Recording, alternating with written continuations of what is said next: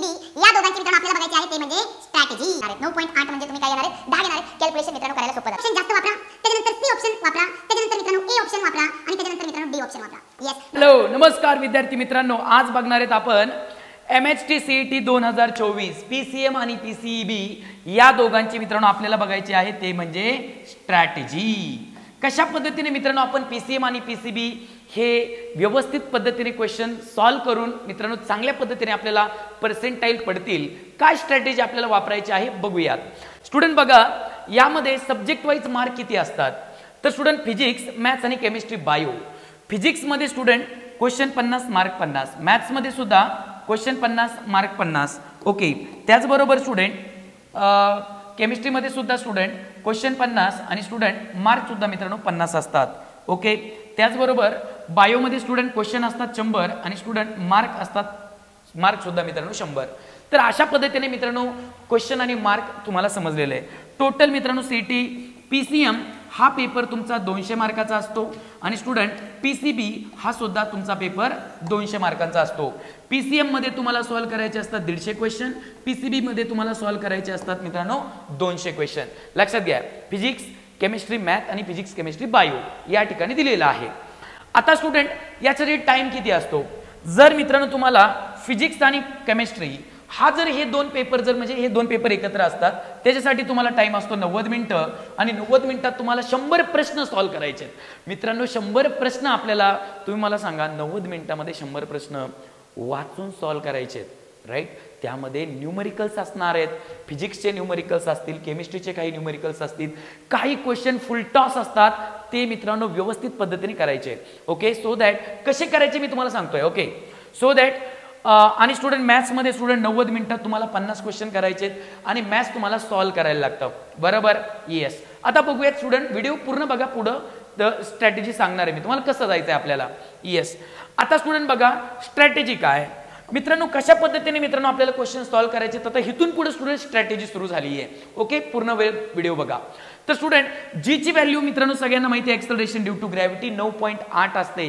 9.8 value घेऊन तुम्ही question नाही सॉल्व करणार, तुम्ही व्हॅल्यू 10 घेणार आहेत. 9.8 म्हणजे तुम्ही काय घेणार आहेत 10 घेणार आहेत. कॅल्क्युलेशन मित्रांनो करायला सोपं जातं. अजून एक क्वेश्चन मित्रांनो तुम्हाला राऊंडेड उत्तर आणायचंय, पॉइंट मध्ये कॅल्क्युलेशन करायला गेलात तर मित्रांनो वेळ लागेल आणि आपला वेळ जाईल, आपले कमी क्वेश्चन सॉल्व करून होतील. क्वेश्चन आपल्याला जास्त सॉल्व करायचे आहेत व्यवस्थित आणि बरोबर सुद्धा टिक करायचंय.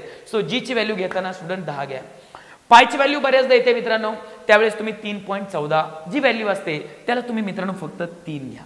ओके, आणि स्टुडंट हे फक्त मी तुम्हाला दोनच कॉन्स्टंट सॅम्पल म्हणून दिले, व्हिडिओ लांब होईल म्हणून.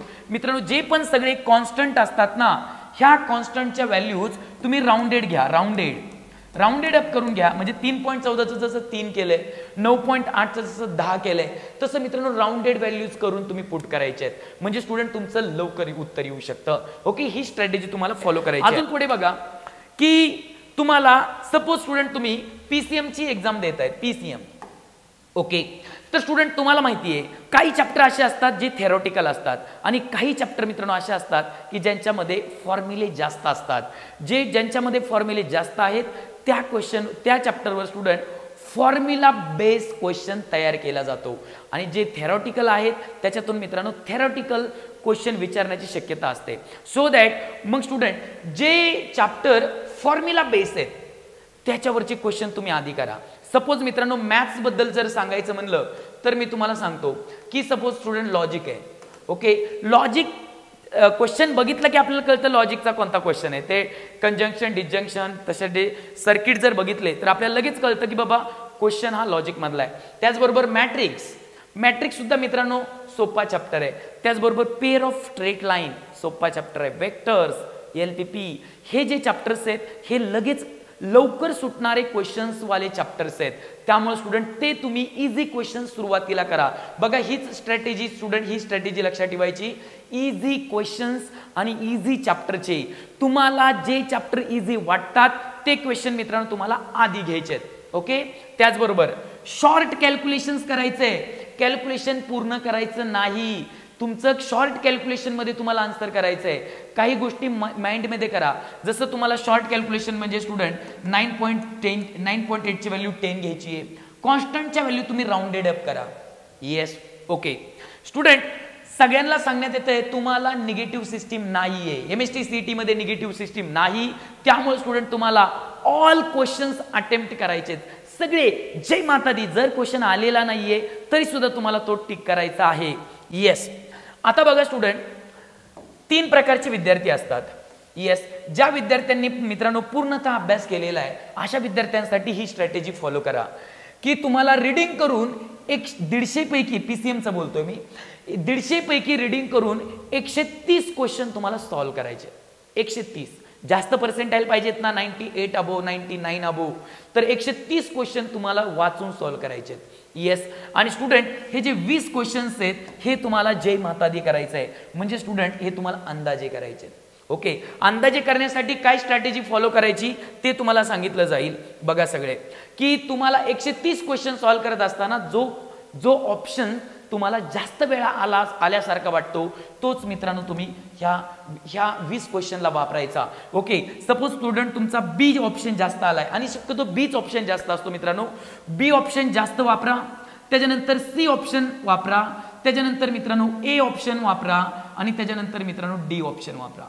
येस, म्हणजे स्टुडंट जी पण स्ट्रॅटेजी फॉलो करायची MCQ करेक्ट असण्याची शक्यता अशी असते. हिथून मागचे क्वेश्चन पेपर जर आपण चेक केले तर बी हा ऑप्शन जास्त वेळा करेक्ट आहे, त्यानंतर सी करेक्ट आहे, त्यानंतर ए करेक्ट आहे, सगळ्यात कमी वेळा जो करेक्ट आहे तो मित्रांनो म्हणजे डी ऑप्शन करेक्ट असतो.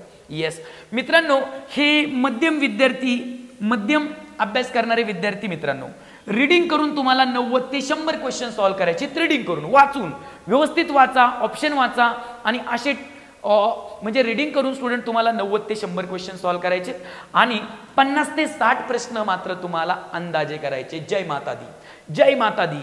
मग मित्रांनो, तुम्ही सगळ्यांना सांगण्यात येते सगळे क्वेश्चन्स अटेम्प्ट करायचे कारण की निगेटिव्ह सिस्टीम नाहीये.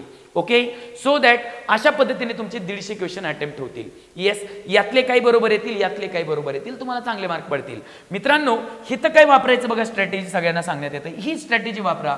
जास्त वेळा बी ऑप्शनला टिक करा, त्याच्यापेक्षा मित्रांनो सी ऑप्शनला टिक करू शकता आणि मित्रांनो ए आणि डी. आता मी तुम्हाला आत्ताच डिस्क्लेमर सांगतोय मित्रांनो की हे जे सांगितलेले हे हिथून मागच्या क्वेश्चन पेपरचा स्टडी करून सांगितलंय की जास्तीत जास्त वेळा कोणता ऑप्शन करेक्ट असतो हे तुम्हाला सांगण्यात येत आहे. मित्रांनो, असंच होईल असं मित्रांनो म्हणजे असंच होऊ शकतं, हीच प्रोबॅबिलिटी आहे जास्तीत जास्त. ओके, आता मित्रांनो, काहीच अभ्यास न करणारे काही विद्यार्थी असतात, ते 150च्या 150 क्वेश्चन, मी PCMचं बोलतोय, 150च्या 150 क्वेश्चन सगळे जय माता दी करतात आणि त्यांना सुद्धा हेच करायचं मित्रांनो की बी ऑप्शन जास्त वेळा टिक करा, सी ऑप्शन नंतर टिक करा, म्हणजे जास्त ऑप्शन तुम्हाला बी टिक करायचे, त्यानंतर सी टिक करायचे, त्यानंतर ए आणि त्यानंतर मित्रांनो डी. सर्व विद्यार्थ्यांना सांगण्यात येते हे बघा सगळे की जे तुम्ही 150 क्वेश्चन टिक करणार आहेत ना त्याच्यामध्ये स्टुडंट कोणती सिक्वेन्स फॉलो करू नका. म्हणजे काही बरेच विद्यार्थी असे फॉलो करतात ए ए ए ए, असं बिलकुल नाही करायचं, असं हे करू नका, याने तुम्हाला तुमचा स्कोर कमी येईल मित्रांनो. परत काही जण असं करतात A B A B A B A B A B, अशी सिक्वेन्स मित्रांनो फॉलो करू नका. समजले सगळ्यांना? सिक्वेन्स फॉलो करायची नाही. ओके, तुम्हाला क्वेश्चन रीड करा आणि मित्रांनो तुम्हाला टिक करायचं आहे. ओके, आणि तुम्हाला स्ट्रॅटेजी जर सांगितली मित्रांनो मी कसं जाणार आहेत आपण. ओके, सो BCAD म्हणजे हे तुम्हाला डिस्क्लेमर पण मी दिलेलं आहे. आधीचे क्वेश्चन पेपर आम्ही चेक करून मित्रांनो हे बघितलेले की बाबा जास्त वेळा कोणता ऑप्शन करेक्ट असतो, त्यानंतर कोणता ऑप्शन करेक्ट असतो, त्यानंतर कोणता ऑप्शन करेक्ट असतो. असं मित्रांनो ही स्ट्रॅटेजी तुम्ही फॉलो करा, तुम्हाला नक्की मित्रांनो चांगले पर्सेंटाईल येणार हमखास. ओके मित्रांनो, या चॅनलवरती तुम्हाला की जे CETची एक्झाम झाल्यानंतर सुद्धा जे कॅप राऊंड असणार आहेत ओके ते सुद्धा मित्रांनो तुम्हाला सांगितले जातील. ओके, धन्यवाद.